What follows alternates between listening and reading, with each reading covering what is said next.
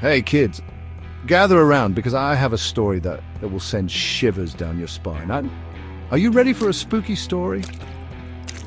This one is not for the faint-hearted. This one's called The Midnight Bell. It's a tale that has been whispered through generations. So gather around and let's dive in. Make sure you're sitting comfortably. Lila absolutely loved visiting her grandmother's old house. It was a place full of wonder and mystery. It was filled with quirky antiques and hidden treasures. Every corner held a secret waiting to be discovered. But there was one thing that always caught her eye, a small golden bell on the mantelpiece. It seemed to glow with a mysterious light. Her grandmother had a rule, never ring the midnight bell. She warned Lila with a stern look in her eyes. One rainy evening, curiosity took over Lila. The sound of raindrops tapping on the window made the night feel even more mysterious.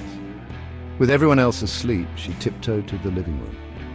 The house was eerily quiet and every creak of the floorboards echoed in the silence.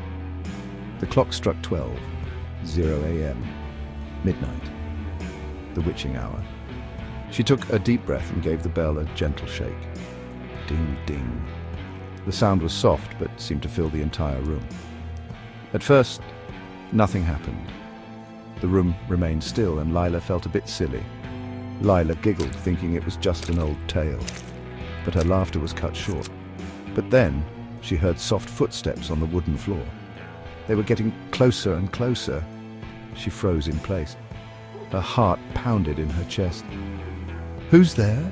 she whispered, her voice barely audible. From the shadows, a figure emerged. It moved slowly, almost gliding. It was a tall man in an old-fashioned suit with hollow eyes and a faint smile. His presence was both eerie and captivating. He bowed and said, "Thank you for calling me. What is your wish?" His voice was soft but commanding. Terrified, Lila stammered, I don't have a wish." She could barely get the words out. The man tilted his head. "Everyone has a wish, child. Make it or I'll choose one for you." His eyes seemed to pierce through her.